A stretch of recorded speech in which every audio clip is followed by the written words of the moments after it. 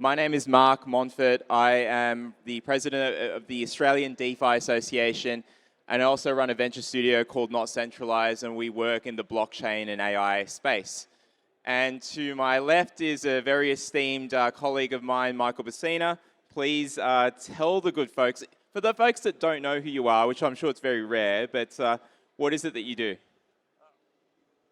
So I'm here in two capacities. One is my role as partner of the blockchain group at Piper Alderman Lawyers. So for the last 7 years, I've been advising in the crypto and blockchain space. So we act for most of the global exchanges and Australian exchanges and a lot of DAOs and a lot of interesting projects and help TradFi businesses looking to get into crypto. And then also, look, I even have my polo shirt. For my sins, I'm the chair of Blockchain Australia. So we do great work with the Australian DeFi Association. You might have seen we have a stall, so please come by the stall. There's a cool little sort of collection of merch of BA members there, so you can get all the merch in one spot.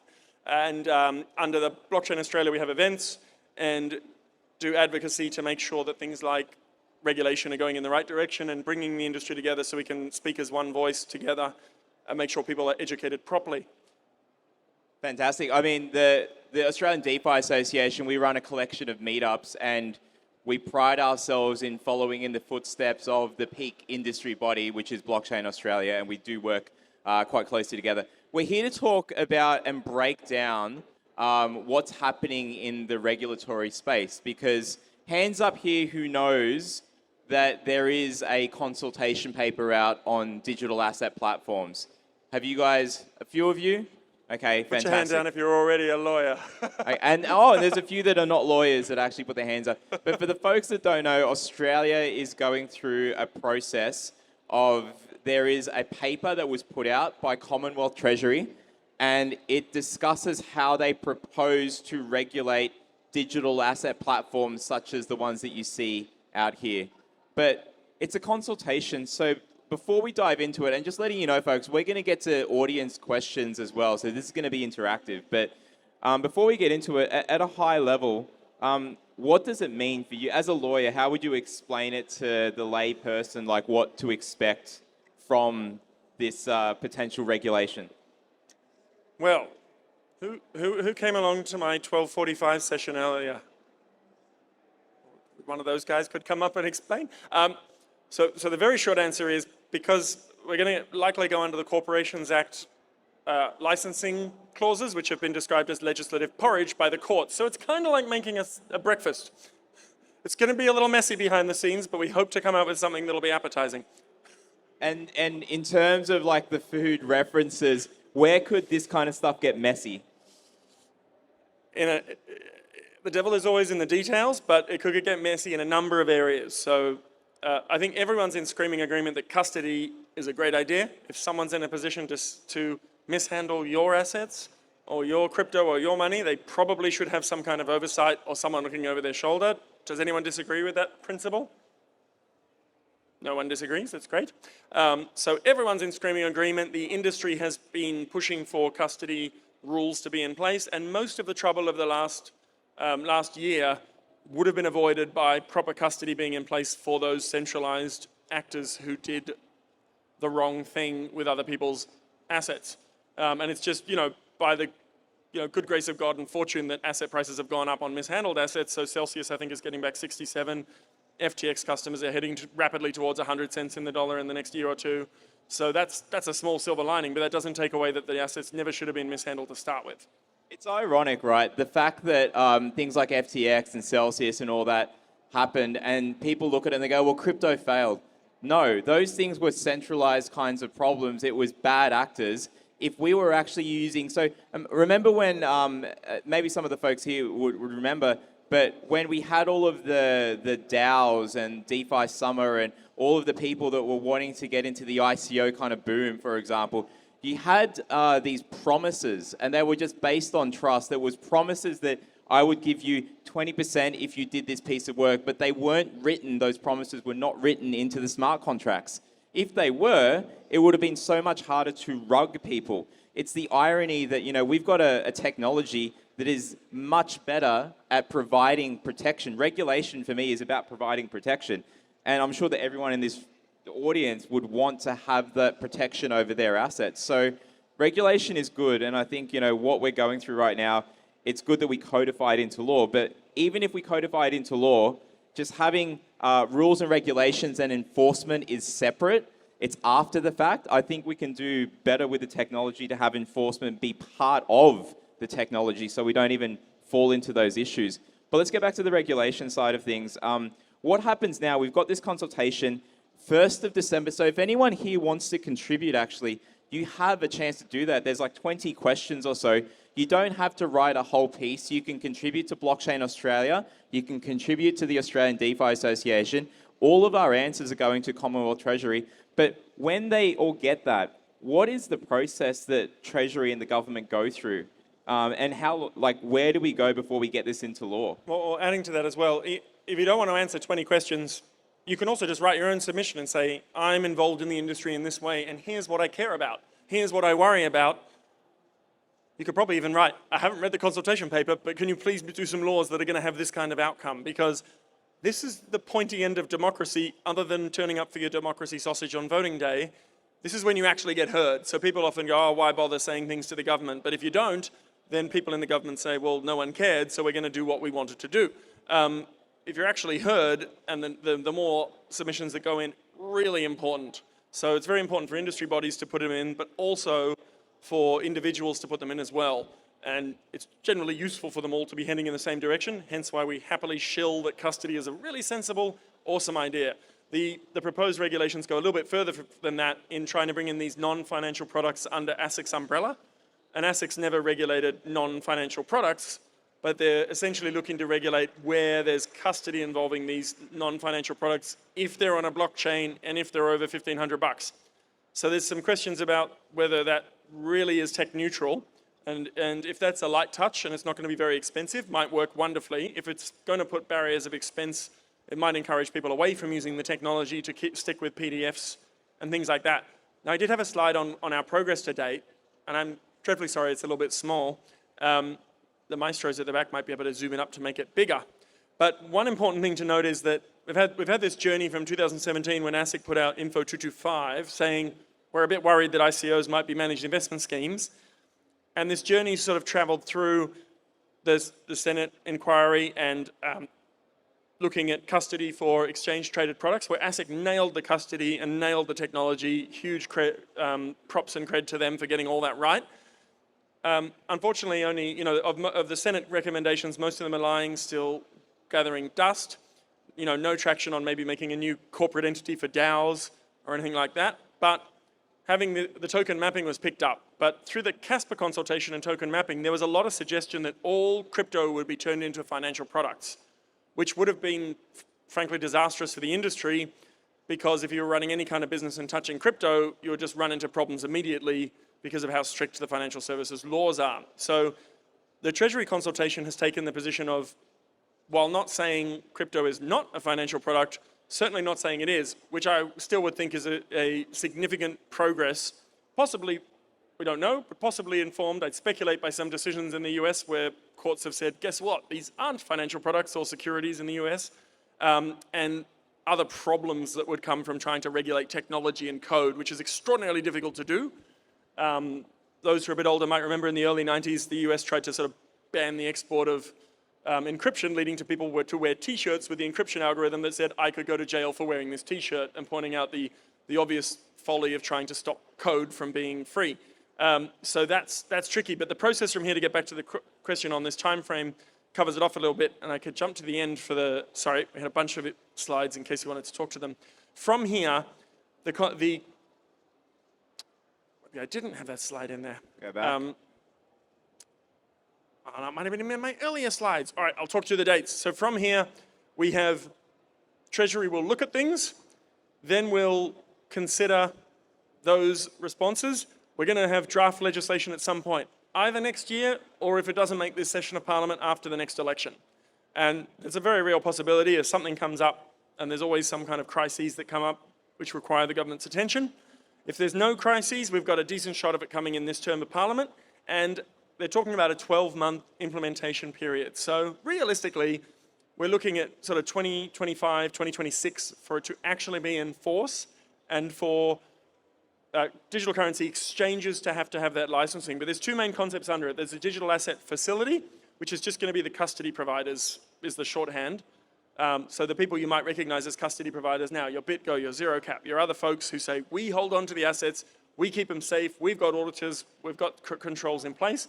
And then digital asset platforms that offer trading and other products, staking and perhaps even token issuance on top of that, and they will have lots of other requirements, such as standard form contracts and other operating requirements to prove that they're competent in what they're doing and they're not front-running pricing, things like that. It's just added protection, folks. It's just this need for the industry to mature. This is a very positive sign. I know that many in the space would have preferred that we don't have regulation at all, but unfortunately without regulation, you run into this Wild West where you just increase these chances of people that know hurting the people that don't know. And we can't have that. We have to have this protection. But like I said at the start, the beauty of being in this space is that we work in an industry where the technology that we have, if used correctly, offers better protection than any kind of traditional system. We can have laws and regulations in other industries, but unless they're actually doing stuff with things like smart contracts to protect people, it's going to be a lot harder for that to have take up. Now, we've got about 5 minutes left. I'd love to see if there's audience questions. Where's those people that we planted in the audience? Can you put your... No, we don't want them to put their hands up. Okay. But yeah, did anyone here have a question? Feel free to put your hand up, and we've got a roaming mic somewhere. Anyone? Anyone? All right, we'll cast our own questions. What about... with regulation, you know, one thing that people talk about is, great, now we're going to see less scams. What do you think about scams in the space, and how does regulation play a part in that? I'll give a shout out to ASIC, because recently, you might have seen the headlines, they shut down 3,500 scam websites from having access into Australia, which will do far more for scam prevention in crypto than any kind of friction on payments being made by payment providers or banks debanking crypto or saying people can't move as much money into a crypto platform as they might want, having limits like that. So scams, as far as I'm concerned, is a top of funnel, is, you know, in an all of funnel approach, but the top of funnel is the most effective way. You can educate people, but killing the SMSs, killing the phone calls.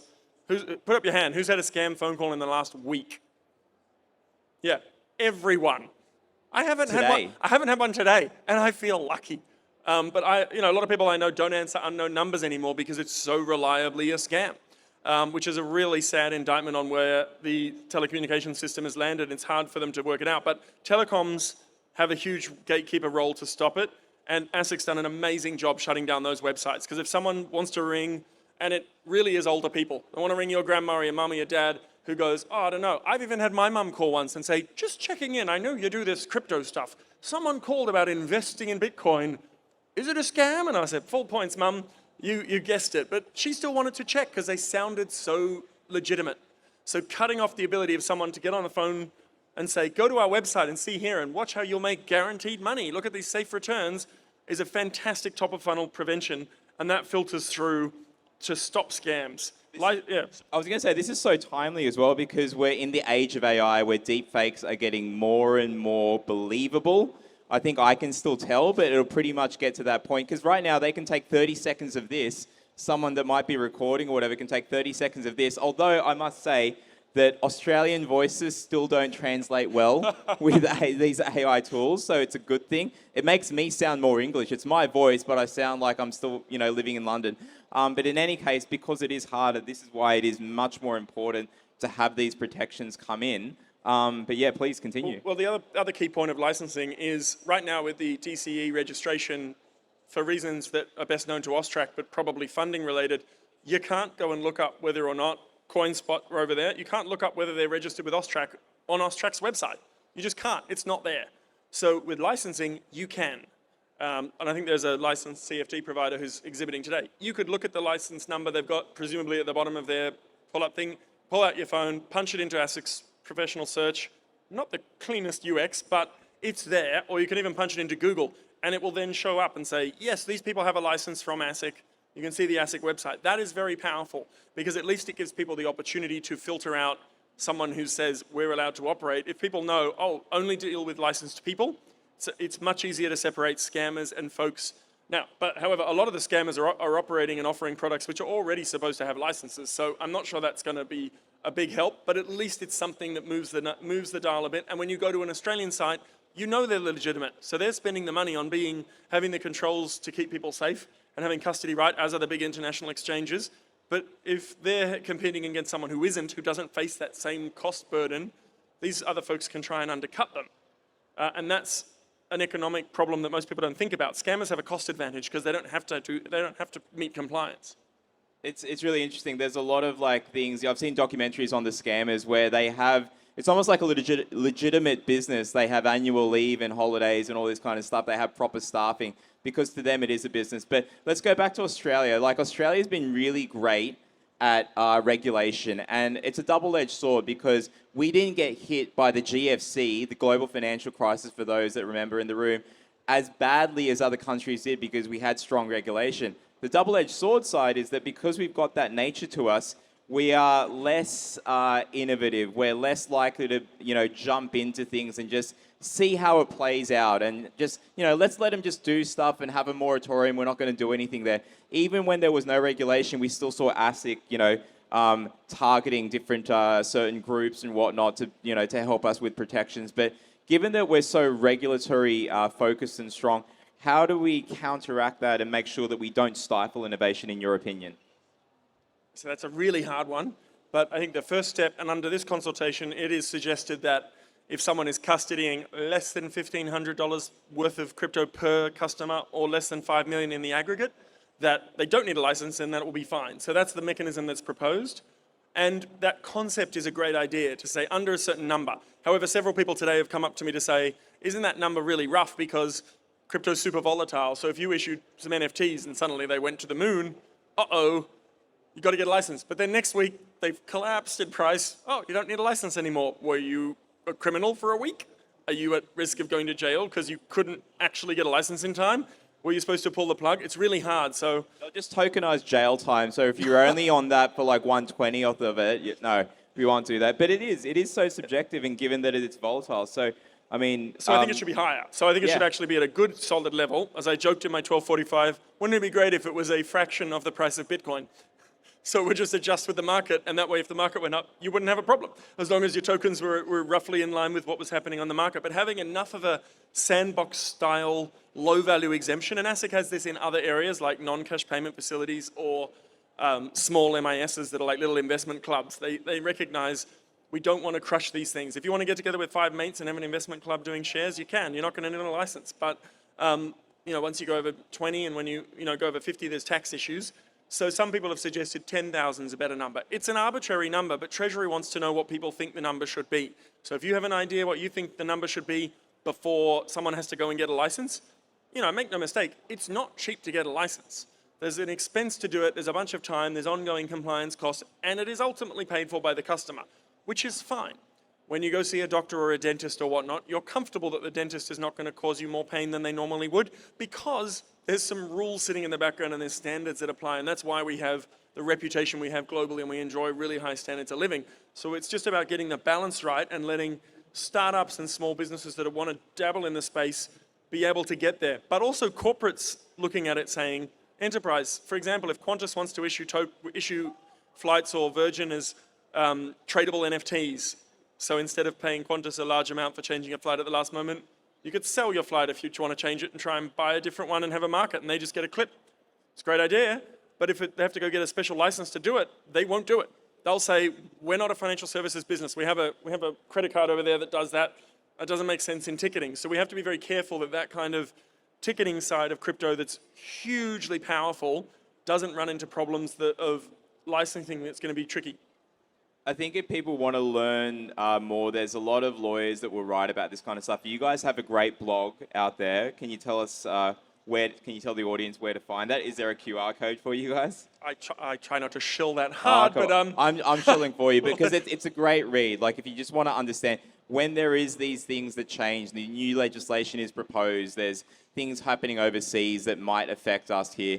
it's great to read the lawyers' takes, because who has the time, unless you're running it through ChatGPT, but even then, how do you really know what to search for? And if you are going to use ChatGPT to actually help with your responses, please make sure you read the output first before you put it out there. But yeah, what's the blog called? Oh, so we have Bits of Blocks is the blog, but if you like weekly things, the Piper Alderman site has a weekly mailer. But I mean, even if you just come follow me on LinkedIn, all of our blog contents gets shared out over there. It's only usually 3 to 5 bits a week. We just try and filter down what really matters for Australia or what's really big global news, because there's so much happening in the space. Sometimes I feel like we barely keep up, and your newsletter is excellent as well, so double shill back. Yeah, thank you so much. We write a weekly newsletter at the Aus DeFi Association, which is on Substack and LinkedIn. There is a talk next that I'm going to shill. I'm jumping over to that, I think over at the Whaleland, which is the future of payments. So if anyone's interested in payments, follow that. And thank you, Michael, for this breakdown of regulation. Well, thank you very much, Mike.